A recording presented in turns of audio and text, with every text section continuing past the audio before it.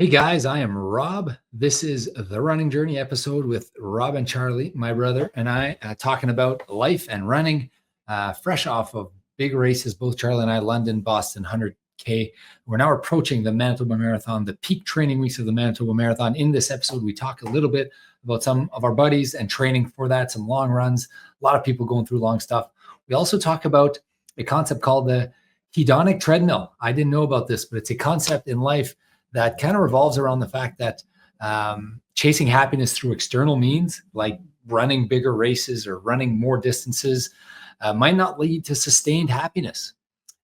Charlie and I get into it. It's a little philosophical. We talk about life, happiness, running, what it does for us. I'm a little down, as you'll tell in this episode, and Charlie's a little high. Charlie's loving it. He's biking. He's having a great time. He's training for his Ironman, and he looks happy as a pig in doo-doo.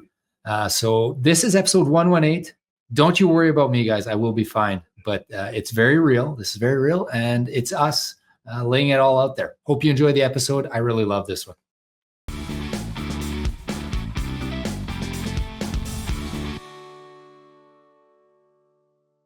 All right, welcome, guys. The Winnipeg Jets are out of the playoffs. So there's good news for all the listeners. You don't have to listen to Charlie and I talk about the Jets. They're out. But the even better news is it's warm out.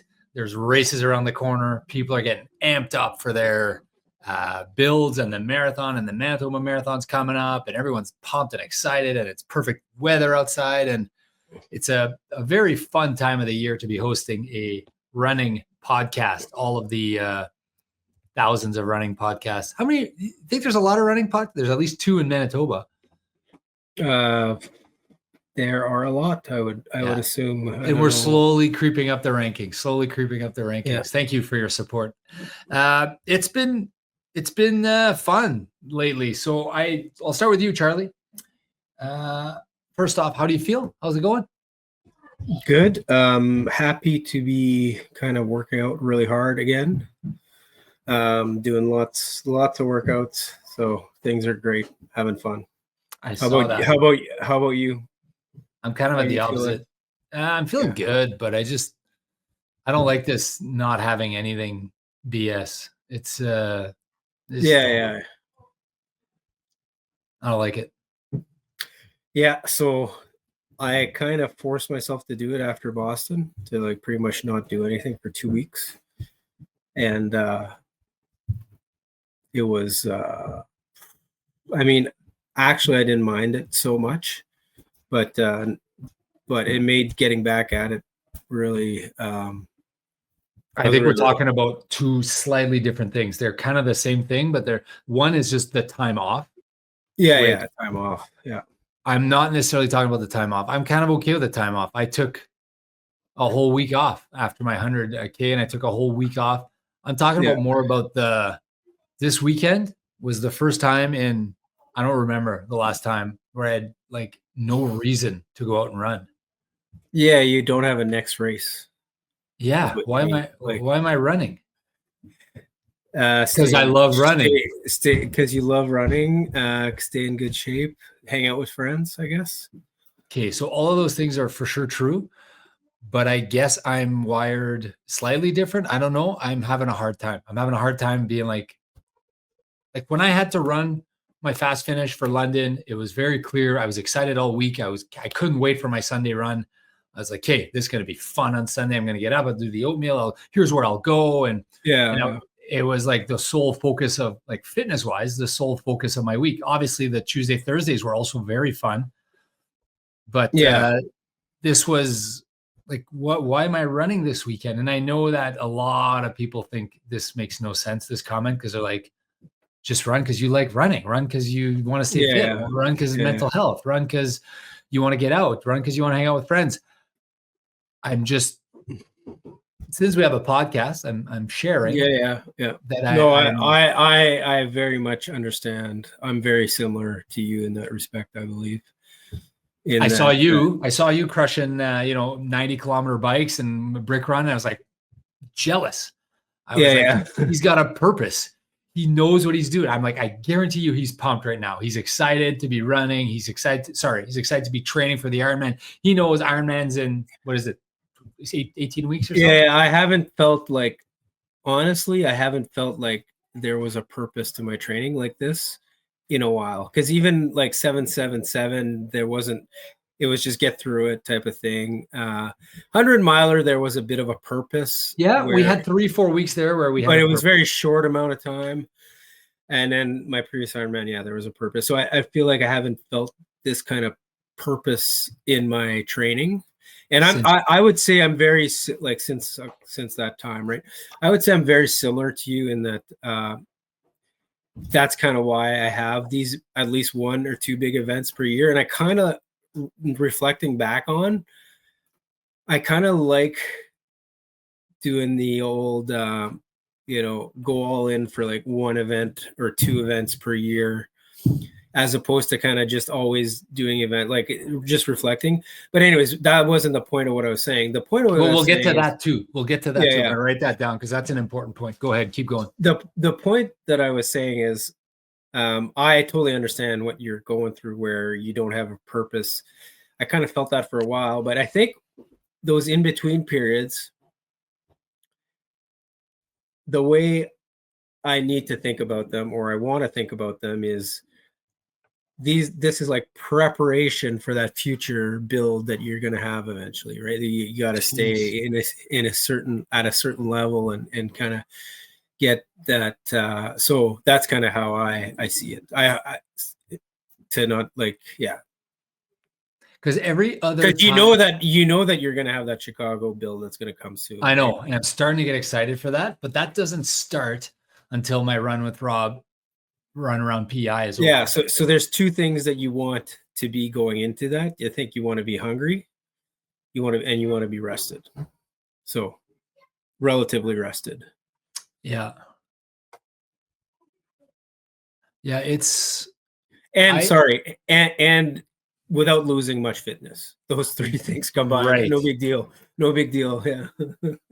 So the last, I'll say 2.5 years, I can't remember. You'll tell me if I'm wrong. I can't remember a period where I didn't have race. Well, I mean, you're running across a province still. Like, I know. So that's exciting. To you, it seems like it's like that's not even a challenge anymore. Is that kind of how it feels, or what? Maybe that's part of it. So don't get me wrong. I'm really excited about Run with Rob, but I'm more excited about it like I'm excited for a vacation. Yeah, exactly. Yeah, I'm not excited about it. It's not like a challenge to see how far you can push yourself, Exactly. Unless I set a new goal or something this year I don't know, but I haven't done that. Last year was so fun, Run with Rob New Brunswick. The year before was so like, it'll be fun. I'm really excited about it. Yeah, you're going to hang out. You're going to do 2 things you love, be social and run at the same time. So exactly. You're going to just love it.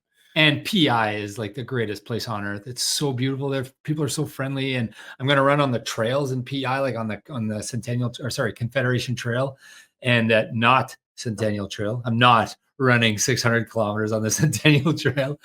That's a reference to stuff from the Centennial. Yeah. But so I'm excited about that, but I'm not like, this will sound ridiculous, but I'm going to say it doesn't move the needle running wise for me because I know I'm going to complete it. I know I'm going to finish it. And it's not enough of a challenge. What you're trying to say is, I think it's a challenge that you've already accomplished. Like, it's not something that to me, I'm kind of the same way, where when it's a challenge where you're like, I don't know if I can do this. Yeah. Like, can I do this? Can I, like the 3 hour, I've missed it twice now. Right. And, so that thing moves the needle, because like, I know that it's a difficult challenge for me because I've missed twice already. Right.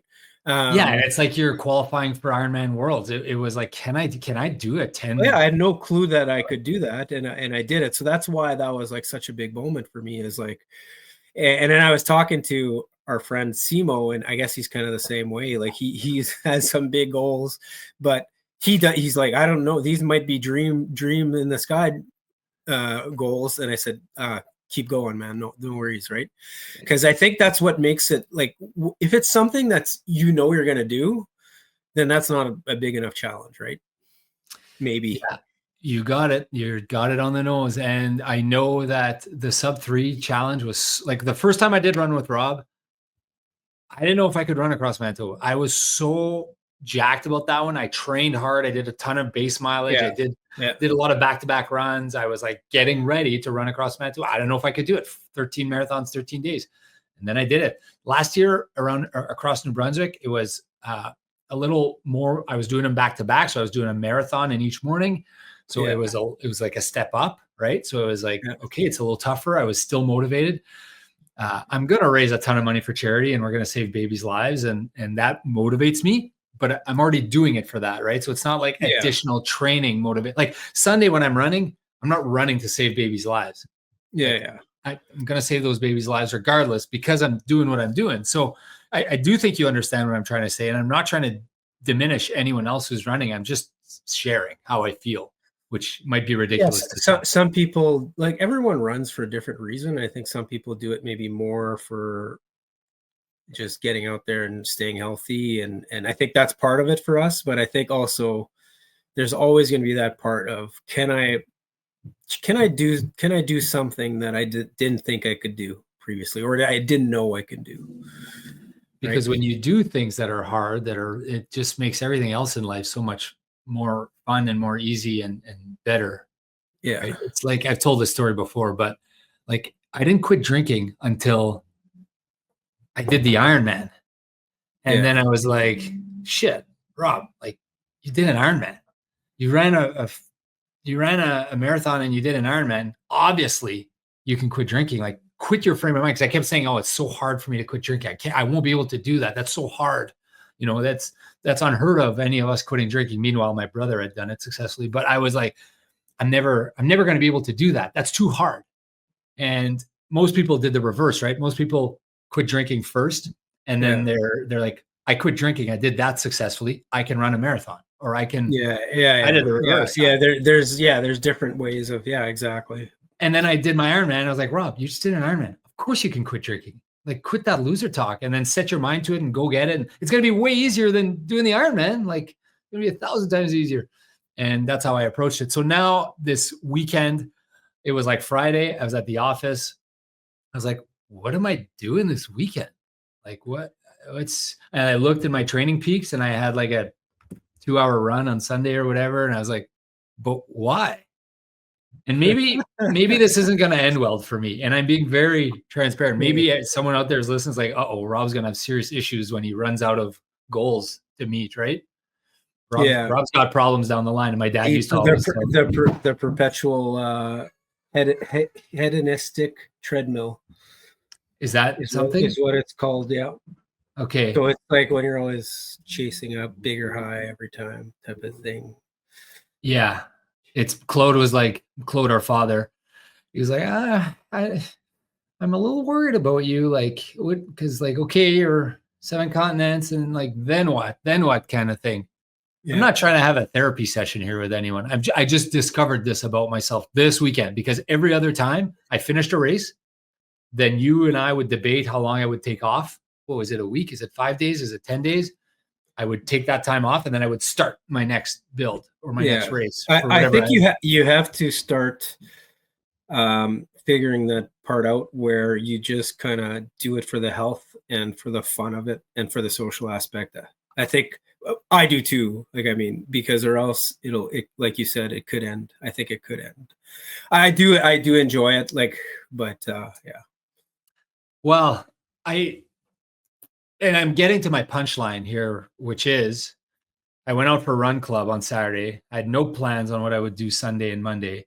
And I was just like bored out of my face, but I was like happy because I was running with other people, and that was fun. Run Club on Saturday always gives me a pep in my step. And also I was super sore still from the 100K. Yeah. I got my hips. I'm so sore from that 100K, but I knew that I wanted to run. So it was fun. I ran, it was fun. And then afterwards I'm like, guys, let's go for breakfast. So I invited everyone in Run Club. We went to the Seine River Cafe. We went for breakfast. Oh, I love the Seine River Cafe. Impossible to get into, by the way. There's always a lineup in that place. Always a waiting list. Oh, okay. I go during the week, I guess. Maybe that's the difference. But so we got in. Anyways, we waited 20 minutes, then we got in. And then we're eating breakfast and everyone's talking and, what are your plans this weekend? And everyone is in their build, right? Everyone's kind of in the middle of a build, like Marty, Grant, Phil, all those guys. Danny was there. Danielle was there. And Marty's like, yeah, tomorrow's my big day, 35K. I was like, do you want company for that? He's like, oh, I'd love company. It's like, Yeah. okay. Then I had a purpose all of a sudden for some reason in my head. I was like, okay, I'm gonna You're gonna help this guy. Well, help or run just with him. At least be yeah, I think it helps to run. Yeah. No, he said at the end for those long runs. Yeah, he said at the end, like, he was so grateful because then I talked about it. So he's doing 35Ks right now. Marty did 35K. Yeah, seems like a lot. They're 4 weeks away. It's 22 miles, Charlie. That's you went. Yeah, but they're 4 weeks away, right? Yeah. Okay. We could talk about this too, actually. Yeah. No, I think it's not bad. It's not bad. I kind of built this training program, so tell me if I'm wrong. No, I think it's good. He wanted to do like 38 next week. He's like, shouldn't I do 38 next week? Just like he's like you and me, like, well, more like you. Well, I like the okay. So I like the 3 week, get your biggest volume in. If I were to do my own plans, I just follow what Patrick says. But if I were to do my own plans, I would do a 3 weeks out, high volume, less speed. The day. So 3 weeks to the day, 21 days before your race, you would have your highest volume, least amount of speed race. Well, no, not least amount of speed. Not least amount of speed, but no fast finish. I would have a little fast finish. 3-4 mile. Well, just a regular amount. But then the 2 weeks out, I would reduce the volume, but keep the amount of fast finish in it. Okay, so like let's say your fast finish is 8 miles. On let's say it's like 7 miles 4 weeks out, like this one, okay, and then 3 weeks out it's 8. Then I would reduce the length of the run, but increase the length of the fast finish. This is 14 days out of your race, you're saying? Yeah. That's I don't know why. It's a feeling I got that I've done it before and it's worked. That's what Patrick kind of did for me. I think I went. Yeah, that's kind of what he does. That's kind of what he does, but that to me is very much intuitively what I would do as well. So yeah, I think the reason I think it makes sense, and I could be wrong, is you want to stay sharp. 2 weeks out is okay in terms of staying sharp, but you kind of want to start dialing back the volume so that your legs can start catching up, and then 2 weeks out, like then you can really start dropping the volume and both the intensity and the volume. I mean, you still want a significant amount of intensity in the last 2 weeks, I would say, but you can definitely start reducing the volume big time. Yeah, let's talk about this for a sec, and we'll get to your biking in a sec because I'm excited about your biking. We'll get to it. But I want to hear about this 21-mile run you ran with the guys too. 22 miles. 22. Yeah. So a lot of people right now are running races they're going to listen to this episode kind of like a day or two before they're running. They're 21 days out. I call that 3 weeks out. Some people say week 3, week 2. Right now they're 21? On Saturday coming up.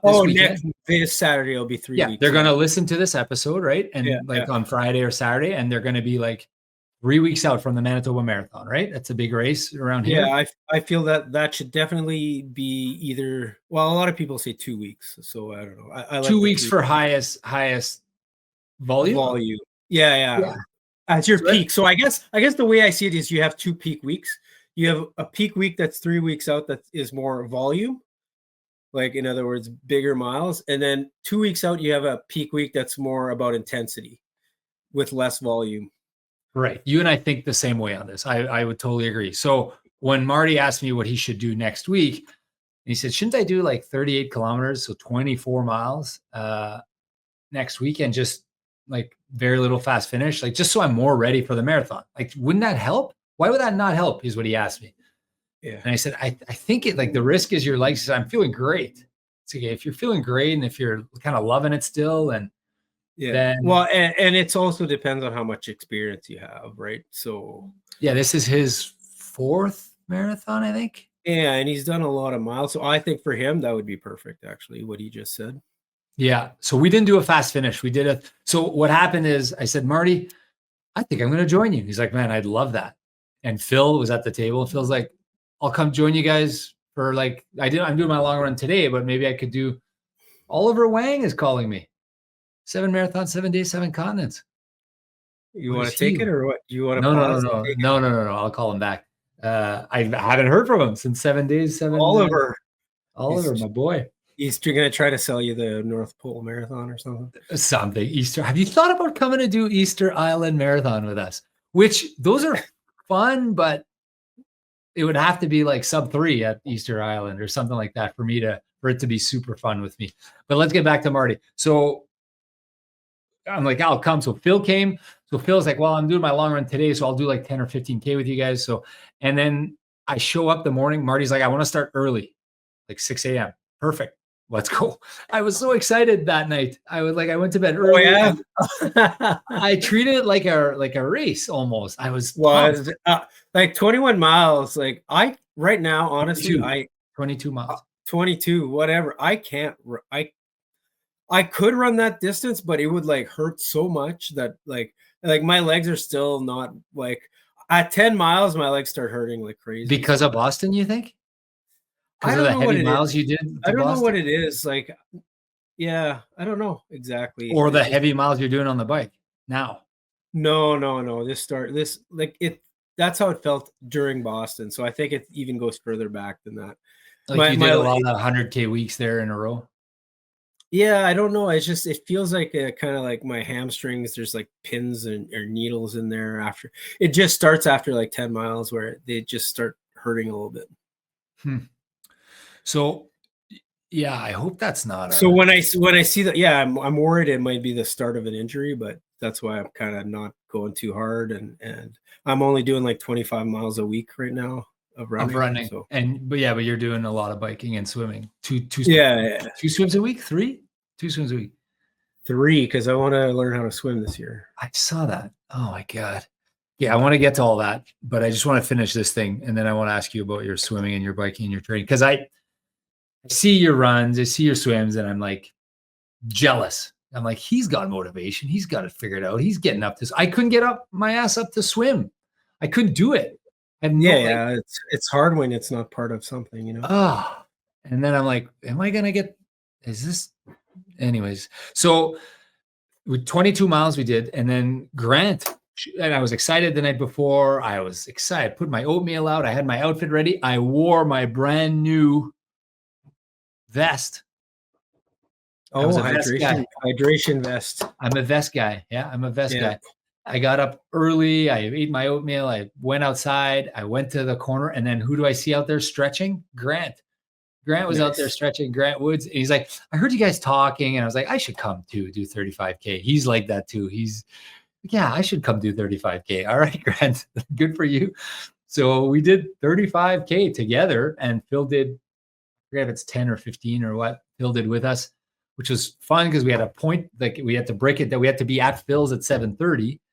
So that means we had to like time when you're timing and okay, we'll go this way, we'll go that way. It's a little more fun. Then Phil joined us, and then Phil stopped, and then we had the last stretch home, and just I was actually hurting in my hips. Oh, I would imagine, yeah. It was just a little too much, but it was like a good, what would you call that? A good hurt, like a good soreness. Like the muscles are slight tearing and healing, and it's going to heal better. And I wouldn't call it like a bad. It's not like you're running on a glute injury and you're pushing it where you shouldn't. It's just soreness, right? I think. Tell me if I'm wrong. Do you agree with that statement?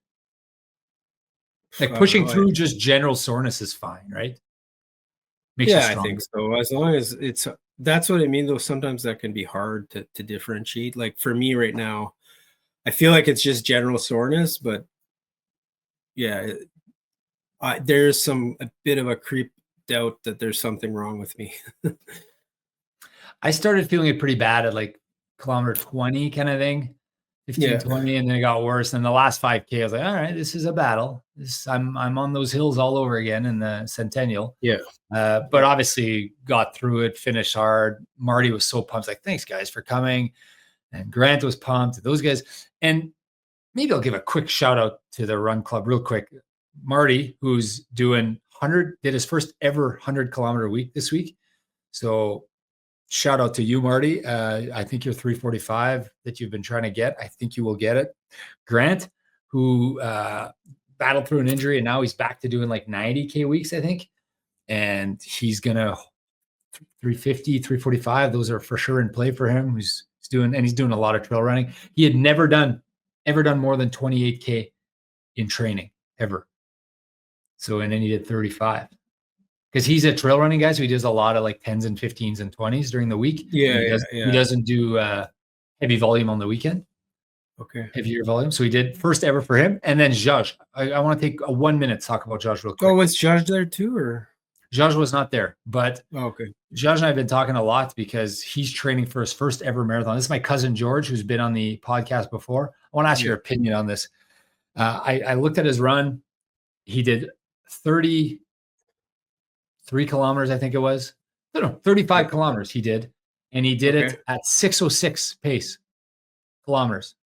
So sorry. So what's that in miles? Like 4 hours and 16 minutes roughly. Is that like just under 10? Just under 10, 940, 940, 950 maybe? 10 would be 422, and this was 5 minutes slower than that. So, 1/5, 12 seconds. Yeah, so 948. Okay. Roughly. Okay. So I saw that and I said, wow, 4 hours, you got this. And then like, he's like, oh, 4 hours. I don't, and we end up, I'm like, okay, let's get on the phone. He said his goal for this, go ahead. Yeah. Like it depends on like, is he going easy enough on his long runs? Anyways, when I talked to him, go ahead and talk about your goal. I was gonna say his goal is, and sorry for talking about your goals publicly, George. Hopefully you're not offended by that. First ever marathon. He's like, my goal is just to like enjoy the build and finish this race. I don't know what it's gonna feel like to run 42 kilometers. I've never done this, and that's it. Those are my only goals. And then the Rob Tate, I know it is, and I'm kind of regretting what I told him now. Because the first one is so hard. I know it's so hard. But then I saw his times and I said, George, no. I think you have a sub 4 in you. Because you did 35 kilometers, average heart rate 140, and you did like 6:07, which is only 25 seconds away per kilometer away from 4-hour marathon. He's like, really? But I haven't even, like, that was never my goal. And I've never done any kilometers at 540. And I don't know if I can do 540 prolonged. And so I started pushing him like, not every day you're in 4-hour shape. Like for you to get there and, who knows, you might have an injury. Something might happen down the line. If I were you, I'd take a run at 4 hours. That's what I said. And I said, here's what I suggest you do. Go hard this week. One run, try a tempo, 40 minutes or something at race pace. See how you feel. And then if you feel great and you feel good and you think you might be able to hold it longer, do like a fast finish on the weekend, like 8 miles or something at race pace to see if you could actually do it. But also you're a lot faster on race day. Well, you're a lot faster. You're rested, you're tapered, your legs, your adrenaline. Yeah. So even if let's say he did 10K at 540, sorry, what's in kilometers a 4-hour pace? 540. So let's say he did 10 kilometers at 540 and it felt really hard. I'd be okay. That's fine. That's okay. Because it'll feel slightly easier on race day. So, but I don't know what he did. So he went out today. This is fresh. He went out today and did the tempo. So 2 days after his, and it looks like he did 1, 2, 3, 4, 5, 6, 7, 8. Yeah, he did 9 kilometers at 540. And this comment is tested out a faster race pace, went pretty well, but not sure I could hold it. So he did it for 9 kilometers. Not sure you can hold it means you can maybe hold it. That's really good. His heart rate like got to 170. Yeah, it's a little high. It's high, maybe, but I think he's and everyone who's listening is like, Rob, stop forcing your cousin to go down this path that he doesn't want to go to. And there's a little bit of that. But what I said is all of a sudden I felt like I had a purpose. I'll go run with you next Saturday. I'll go do the 35K with you and we'll do a fast finish and we'll see if there's a chance. If you can't do the fast finish for 7 or 8 miles at race pace, then it's not happening, right? I think you have to be able to do that. Would you agree? Yeah, you have to be able to do at least 8 miles at race on pace. tired legs at race pace, right? Yeah. And then race day, you get a bonus, right? You get the adrenaline, you get the You tapered get all legs. these bonuses. Yeah. That's a huge one, right? Tapered legs, more carbs in your body. The atmosphere I of a don't know. race, the The adrenaline. race, you just get pumped. Yeah. You get pumped. So I think I told him, don't give up on 4 hours. Let's see. So he decided, all right, I'm going to try this week, see how it goes. And anyways, I'm so proud of him, George. But yeah. Sorry, go Go ahead. ahead. No, you go ahead. I was just gonna say, when you're running your first marathon, I know they're hard. they're so hard. really hard. They're very hard because you've never experienced, nobody's ever, you don't know how you're going to feel a mile 20, and then you just start falling apart. Every single human being on the planet, ever, always. So there's that. But if anyone's done it, I was talking to Joel about this morning, my personal trainer, and I was saying, like, George, if anyone's bored out there today, and maybe George doesn't want me to say this, but take a look at his Strava weekly mileage chart. It is the picture of perfection. It's like 35, 40, 45, 50, 55, 60, 65, 70, 75, 80. And I think he's going to do 85 this week. Like, he didn't miss one workout, and he did exactly 5 kilometers more every week the whole way. And he built over like 16 weeks or something. Like, I'm so proud of him, regardless what he does. But I mean, everyone who tries and then the thing that I haven't seen it, but it sounds like the thing that he did really well was not run too hard, because sounds like he was doing 140 heart rate on his long runs, and you can, when you're starting out, you can improve a lot just by not getting injured and doing a lot of slow running. Yeah, build a base. So I'm proud of him. I don't know if I'll run with him this weekend or what, but that gave me, like, I was all excited. Oh, maybe I'll go run with George this weekend. Like, oh, and I was all pumped, like, to go run with George just to help him for his marathon. Anyways, I'm proud of those guys. Anyone else who's in our run club, there's like, I think Donnie Kaler, Danny Delge, and Joe Cogier are doing. Anyways, I think pretty much everyone has a race coming up in 3 weeks and a bit. And the entire Manitoba community is running. Like, it's going to be an epic day, and everyone's got a big weekend this weekend. Everyone in Manitoba who's running. So, like, it's exciting. It's an exciting time because you get to see everyone's doing like 20 miles and 18 miles and 22 miles. And it's exciting to see all that happening. And I'm excited for all these people for Manitoba Marathon. You had said, so I had talked to our cousin George a little bit on the last time we ran together, which was really fun when we had that run club with a bunch of people there. And I asked him what his goal was, and he kind of said like 4:30 at the time. Yeah. And I said, well, I'm going to be pacing the 4:30, so you'll be around me. But I didn't know how well he was training or anything like that. So I did say, I remember saying, oh, I thought you were a little bit faster than that. But so 4:30 is like 10:18 or something. 10:18 or something. 10:18, and I think it's like 6. I got it right here. 4:30 marathon is 6:24 per kilometer. Yeah. So he just did 35K at 6:06. Yeah. So that means he can definitely do 6:06. He can definitely do 6:06 is like the minimum. Yeah, and that's a 4:16. So yeah, I don't think you'll see him. He's having a bad day if you see him. And sorry for talking about George's race to everyone here, but I just want to say how proud I was. No pressure, George. No pressure, George.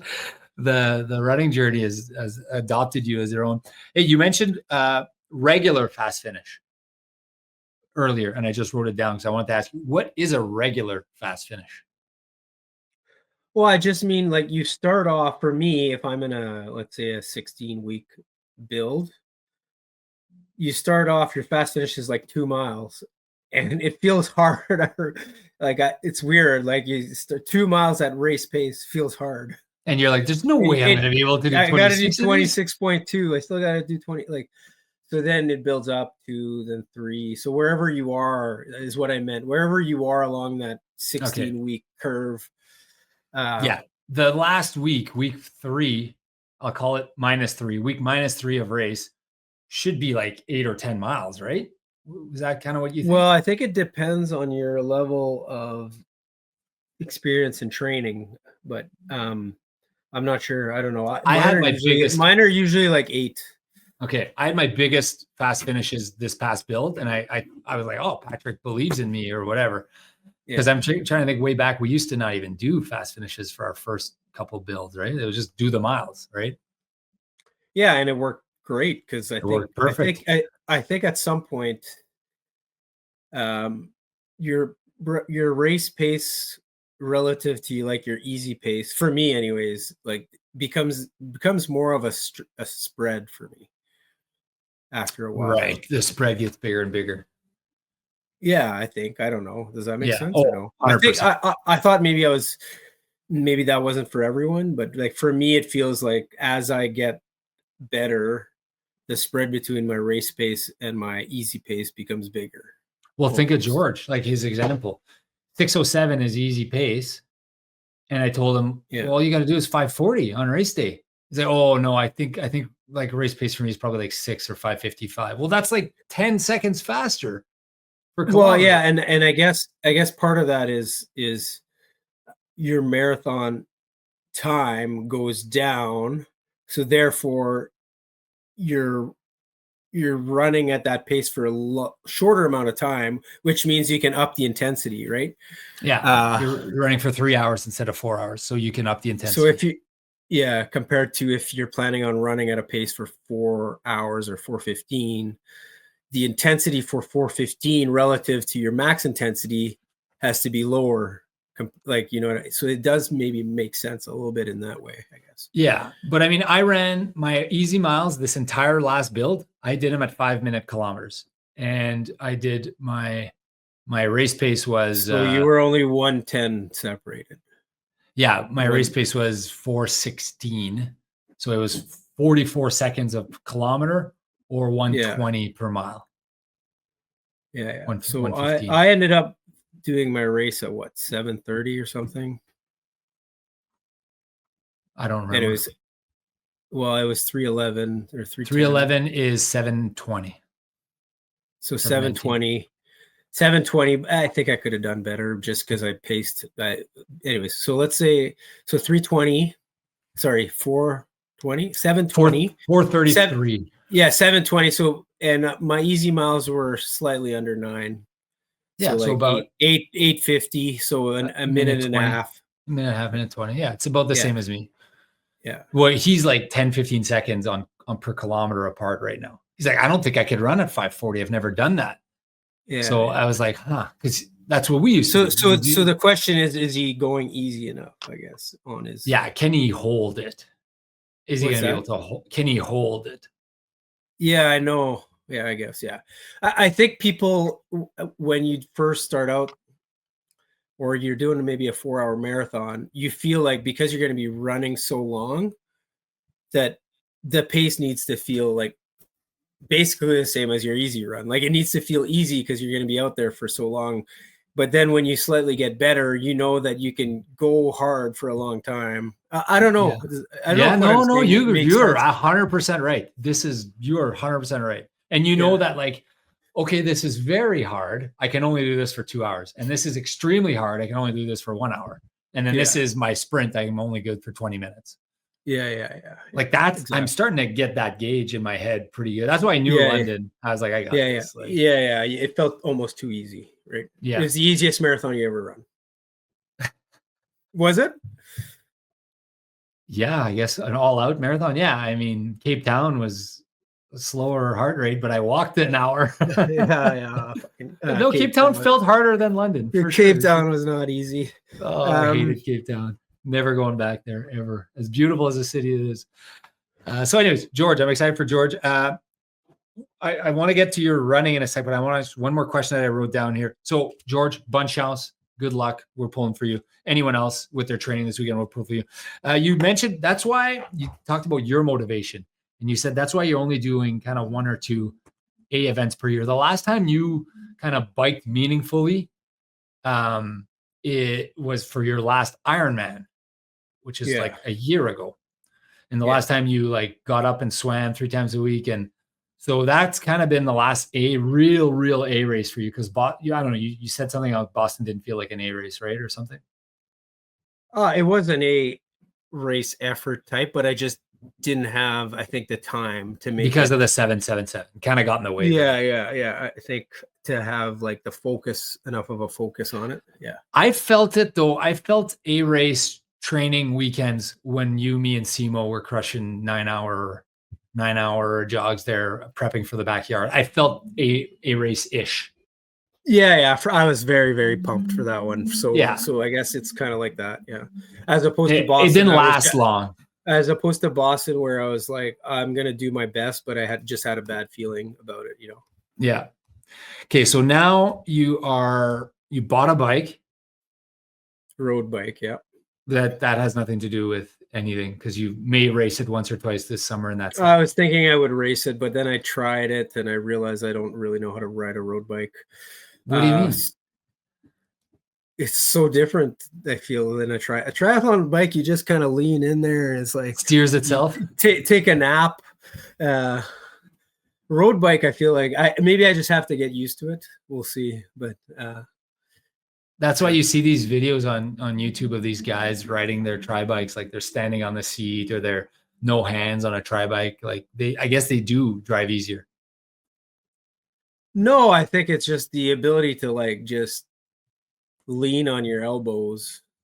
I think that's the difference for me, is leaning on your elbows as opposed to like having to hold your body weight with your arms flexed.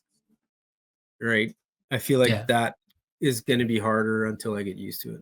For those who don't know, tri-bike has these aero bars. There's these two kind of bars where you between the handlebars, and you can just kind of lean your elbows on them and go to sleep, as Charlie says. And they're called aero bars. Now, I never thought I would enjoy riding a bike, because you have to lean quite. It's way more fatiguing, I would imagine, on the arms. It's more fatiguing. What do you mean? The road versus the tri? Yeah. Yeah, that's what I had. I don't know. I haven't done. I've only ridden like once around the block, but I could feel it one time around the block. I'm like, I can't do this for very long. Not doing 6 hours. Okay, so I saw your most recent activity on Strava. It was pretty awesome. So you've been swimming. So you've been doing Ironman distance swims. So you did one this morning, an Ironman distance swim. Time's pretty good. 1:17 for an Ironman distance for. Not really. So 3,700 meters. Why didn't you do the last 400? The last 100? My plan was 37. Follow the plan. Wow. I did that as I was finishing it. I was like, why am I not just doing an extra 100 here? And then I was like, stick to the plan. Anyways, it was slow clap. I debated it a lot. I should have probably done it. Anyways, I was pretty tired by the end. But it wasn't really that fast because I was taking 30-second breaks every. I know, but like if you just do that at the Ironman, you're fine. All is good. Yeah. Like, so, but what that made me realize is I don't remember how hard Ironmans are. I know, because I was like so sore after, and that was just like 3,700 meters, like with breaks. I was so sore after. I'm like, okay, now I have to bike 180 kilometers and run a marathon. Like, I don't remember it being that hard. So I guess Ironmans are hard. Anyone who's listening right now, Charlie didn't remember that Ironmans are hard. Probably the consensus hardest thing to do in fitness, I would say, is probably an Ironman. No, I would say those 100-milers on like fair enough, Death Valley or whatever. But those aren't mainstream, right? Like yeah. Those aren't mainstream events. There's a few crazies. There's a Deca Ironman triathlon. Have you heard Canadian? Yeah, I'm the one who sent you that, right? The Canadian who finished. He was the first one to finish it or something. 10 triathlons in 10 days. No, you do 10 times the swim, then 10 times the bike, then 10 times the run. That's how it is. Yeah. Okay, but like yesterday you did a brick. So you did just under a half Ironman bike and followed up by a jog. I saw this and I was like, the Kisla. He's already like crushing 3-hour workouts on Saturdays. So Yeah, well, yeah, but then I was like, well, that's nothing compared to running 21 miles or 22 miles. Anyways, I was like, that's way harder than what I did. So, and I felt really, really tired after that one yesterday. It was very windy. I don't know. But the bike though, I'm feeling like it's coming along. Like I'm feeling like the endurance is there. Like I could go for a long time. It doesn't feel that hard, but then it's like running off the bike seems pretty hard. your biking looks strong. Yeah. So it looks strong, but I looked at the data and it feels pretty good. But at 245 watts, which was like my target last year for the Ironman. I'm 2 kilometers an hour slower because I have to like I have to figure out how to get my bike slightly faster. So, and maybe it's my position. I don't have all the things. Remember when we played this video game, our arcade game on our 386 or our Pentium? It was a street rod, or what was it called? Street rod. Yeah. Great game. Street racing. So you could beat kind of the shittier racers without tuning your engine. But if you wanted to like beat the tough guys in their street race, you had to go to the garage, you had to tune your engine, and you had to get it perfect. And if it was perfect, because it would give you 1 or 2 kilometers an hour more. This is what you have to do with your bike. You're okay for training runs, but if you're racing, you need to get it tuned. Yeah. So I'm about 2 kilometers an hour slower. And heart rate's about 12 higher than it was for the same kind of effort. But that I'm not worried. That I know that'll come back. So anyway, so I am excited about the biking because it's like a new challenge now that I got to figure out. I got to figure out how to make my bike fast. I just got to train and then I'll get fast. So you averaged 33 kilometers an hour? Somewhere around there. Yeah. I don't know. No, 34, almost 34 kilometers an hour. That's, man, like, congrats. That's really good for me as a hacker, as a bike hacker. Yeah, it is really good, but that's how good I was last year. I was even like, I was so much better. Anyways. Yeah, you would crush that for 5 hours straight. You didn't have to worry about it. Yeah. But that is really fast. Like, that's really fast. Like, it's really fast. It's getting there. So I wouldn't say that's why it's there. That's a sub 5 hour Ironman. No, 36 kilometers. Oh, sorry. You need to be for sub 5. But with the wind and all that, and there's in the city. I was going a little slower in the city and stuff. Yeah. So I mean, I think I could come close to 5 hours if my life depended on it right now. But today. No, but like without the swim and the run after. No, I know, but that's really good. So wait, it's in September? Yeah, so I got lots of time. I got like 18 weeks. 4 months, so you got 18 weeks, so like a full build. Yeah, that's why that's one of the other reasons why I feel like I've got a purpose. I've got time to like build these things up. I've got time to lose the weight. I got time to swimming. So I'm doing 3 times a week. 2 times a week I'm in a group where there's going to be a coach there that can teach me how to swim. How do I sign up for this? It's Mondays and Wednesdays with Triathlon Manitoba evenings. So Simo told me about it. Where is it? At Pan Am. So I did my first one, and this is crazy story. So what time is it at? Sorry. 8 p.m. Okay. So crazy story. So I did my first one, and all year I had been doing like 2 minutes per 100 meters. If I went really hard, I could do like a 1:55. So I talked to the coach when I get there. He's like, how fast do you swim? I said, if I go hard, I can do a 1:55. So he puts me in so then it goes by lane, right? So he puts me in lane 4, and then we do a warm up. And then he's like, okay, do 100 meters, like pretty hard, like 95%, 90, whatever. So I went pretty hard. I did my first 100 meters, 1:32, which was faster than what I had ever swam. So I don't know what it was if I was in the group, but I think part of it is drafting, because I wrote that down in my comments to Patrick. I was like, I don't know what was wrong there. Like, it doesn't make any sense, because that was actually my fastest 100 meters that I've like. I don't know that I've tried 100 meters at my hardest when I was in peak swimming condition, but still, like 132 is still the fastest 100 meters I'd ever swam in the pool. Short course, maybe? Joke. No, it was Pan Am. The 50. It was even in the 50-meter pool. So I was pretty excited about that, and then I was excited about my swimming. Did a bunch of 138s, 140s for that part of that workout, but it was hard. Like, I worked really hard in the workout, but it was fun to do it with people, so I really enjoyed it. So that's why I was saying I was excited about swimming. These are all Manitoba triathletes? Yeah. And like Ironman, some of them? Don't know. Didn't really talk to too many. I mean, who's swimming twice a week for a 20-minute swim? Like, that's got to be like Ironman. No, right? It could be that level of dedication. Olympic. It could be Olympic, or maybe these people enjoy swimming, actually. Now that I think, or they just enjoy swimming. Yeah. No, it was fun. Plus, the other thing is, like, he gave me some coaching, so I appreciate. What did he coach? What did he show you? He told me but Patrick had told me this a long time ago that I was doing this. My arm on my right arm is entering the water too far outside. Oh yeah, so then you're like you're wasting power because you're and you're slowing, instead of yeah. So anyways, I'm excited about that. I'm excited about biking. I wish I was faster.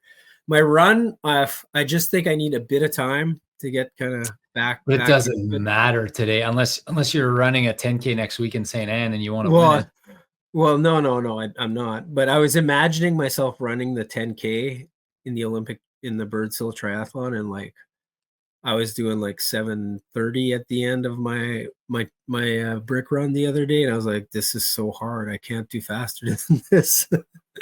So anyways, we'll see. Yeah. 18-week build. So are you worried in any way that you might get fatigued, that it's going to be too long of a build? Yes, I'm of course worried about that, but I'm just going to take it one day at a time. We'll see what happens. Yeah, I'm jealous. I'm thinking I should maybe sign up for an Ironman or something, like right before. No. Take it easy for a while. Take it easy. Okay. Enjoy your run across. And then hammer the heck out of my build for Chicago, and that's going to be so fun. Take a couple weeks off after PI and then go hard. Oh, I won't even have time because there's only like 12 weeks, I think, after that. When is Chicago again? You're fine with a short build. You're fine with a short 12 week will be fine because I'll be really in good shape. Well, I'm saying, take a couple weeks of easy days after your run across. Yes, I will. So a couple races, though, on the calendar that we want to talk about, though, eh? Yes. So Pepe Jerry, your run. You want to talk about that one? Yeah. So real quick, so Sunday, October 12th is the Chicago Marathon, and I get back on August long weekend. So that gives me 1, 2, 3, 4, 5, 6, 7, 8, 9. Okay, so it's 12 weeks. Okay. Yeah. That's good. Should be good for you, I think. Pepe Jerry, the Pepe Jerry run is a run that I had an idea of creating last year when I was at the Saint Jean Baptiste at the parade. And I was thinking, like, why is there a run in La Broquerie? There's no run in La Broquerie. There's a Kleefeld Honey run. There's a Saint Anne. By the way, shout out to Brammer. Ryan Bram. They have a race too that people should attend, I think, this weekend. This weekend. Absolutely. Sign up. I might go. Brammer's I might go. It's not part of my plan, but I believe it's Jocelyn is his girlfriend's name, or partner, I should say. And she's organizing the St. Anne Rock and Roll or something like that. It's called the Rock and Run 5K, 1K, 10K. So if you got kids that you want to introduce, perfect place to do a 1K. I sponsor the event, if I'm not mistaken. I've been thinking of doing the 1K with my kids, but it looks like it's sold out. So Oh, really? Well, that's good if it's sold out. I was thinking of maybe doing the 10K, but I don't know. I can't really run fast, but it doesn't matter. So go to that one, St. Anne Rock and Run. That's this weekend. Then my Papageri race is on June 20. What is that? 4th, 5th? I don't even know. The Saturday. June 21. June 21. One week or 6 days. It's a Saturday. Saturday, 6 days after Manitoba Marathon. Yeah. Yeah. The problem is, like, there's no open days on the calendar, and this was the Saint Jean Baptiste days. That's so this perfect. Is like the town festival is that weekend. We already have like 50 registrations. First 80 people to register get a really, really slick Papageri Fun Run t-shirt. That's a retro shirt. It looks really nice. $25. You also get a medal and a t-shirt. Like, we want. And there's even a half marathon distance, is there not? 5K, 10K, and a half. And okay, do you need pacers? I want to pace the half. Sure. What do you want to pace? 220, 230? No. I'll pace a 2 hour half. I'll pace the two. I think there's like 9 people signed up for the half so far, but it's like kind of cool because there's never been a half marathon in La Broquerie. So I'm very pleased. The RM is behind me. The co-op is sponsoring it. The I'm actually clicking on to register. Oh, how do I register? It should be on. It's a race roster registration. Yeah. Okay. I'm registering. Yes, let's do it. Charlie's going to sign up for the Papageri Fun Run. All proceeds go to cancer research. My grandpa Papageri. Oh, by the way, I got to tell this part. Mom came up to me and was like, "Listen, I want to set the record." She was joking. She was smiling. Like, "I'd like to set the record straight." And I said, "What? Sorry, what's going on?" She said, "Had I known that Papaya was putting you two in the trunk on the way to Bomber Games," I guess she listens to our podcast. She's like, "Had I known, I would not have allowed that to happen." So I was like, "Oh, Mom, we're just kind of kidding around." And shout out to Mom though, and her she's doing career long runs now. So she did an almost 2-hour run. She's 70 this year. Mom is going to be 70 this year, and she's training to do a half marathon. If you finish a half marathon at age 70 in the women's category, pretty amazing. You must be close to the top of your age category if you finish. Or is it the opposite? Is it just the extreme runners that do it? So like the times are pretty good? No, I don't think there's many. But like, what would be like what would be like, could she qualify for like worlds maybe or something, half marathon? Like, she's probably not that far off. Probably have to be a bit faster, but I mean, she's building it. She's building speed. Yeah. So shout out to Mom. And by the way, for all our listeners, my mom didn't know. My dad knew for sure. My dad knew for sure. Yeah, we were going in the trunk, but my grandpa didn't know. And that was my Papageri. I mean, he did a lot of other things. He didn't just put us in the trunk, but he was a community leader, a builder in the town of La Broquerie and Marchand. He's an inspiration. He was very involved in the sports club and hockey. My middle name is named after him, and he was always kind of like a second dad, I guess, because he was our neighbor growing up in Marchand. So we're doing a race for him. So I thought it'd be great. And he died of cancer. So we're doing the proceeds are all going to cancer research. So sign up for that one, please. It would mean a lot to me if you signed up for it. It's in La Broquerie, Manitoba. So it's going to be fun. St. Anne Rock and Run this weekend. Birds Hill Triathlon the weekend. No, wait, what's on June 1st? There's something that weekend, isn't there? We're missing the awesome twosome or whatever. Oh yeah, the race we won last year. Yeah, we're missing it. So we're missing that. There's lots of nice races on the calendar. Awesome Twosome is a beautiful race. And by the way, the Canadian CMV Foundation is one of the registered charities for that race this year, the Pick Your Charity race, Choose Your Charity, I think they call it. So if you are signing up and you're looking at the charities to donate, we get money every time someone picks our charity. So it would mean a lot to me if you were to run under our charity banner. I'll give you a nice, cool Run with Rob shirt if you'd like. Then there's the the Birds Hill Triathlon, which Charlie is hoping to win by 20 minutes this year. No, I can't. No, I will not. No, there's people that are just way better than me, but I'm still pretty good. Okay. But it'll be fun. I'm just going for a PR. Okay. But you're gonna race that because it's far enough out that you're just gonna give it your best. Oh yeah, shot. I'm gonna go as hard as I can. Yeah, absolutely. I'm supposed to try the barefoot world record at that. And I'm just so not feeling it. But I will go, I guess. I signed up. And then the week after is the Manitoba Marathon, correct? Yes, I'm the 4:30 pacer, 10-1. I am the 3:45 pacer. So if you want to run a nice 4:30, 10-1, easy, smooth day, that's Charlie. If you want to run a 3:45, that's me. And we're going to have a better pacing. I'm going to have a better pacing strategy than I had last time. I'm going to know that the course is going to be 26.5 miles, and I'm just going to pace it that way instead. We'll talk about it more. I'll also do something similar. Okay. Do you want to talk any more about how excited you are about your build, or we'll have more time to talk about that coming up? I'm happy for you. I think we'll have plenty of time. So, okay, we'll wrap it up here then. Exciting times coming up, so I'm happy for all the ones. Good luck with your training this weekend. And by the way, last week for me, the 100 was the kind of the definition of more miles, less pace. Yeah. More miles, very little pace. Thanks for tuning in, guys. I'm Rob. This is my brother Charlie. We are the Running Journey. Take 1 second right now, if you listen to the show, to help us out a little bit. Click 5-star review. Just do it right now. It takes 2 seconds, and we appreciate it. Thanks, guys. Thanks for tuning in. We'll see you in the next episode. More miles, less pace. Good luck, George.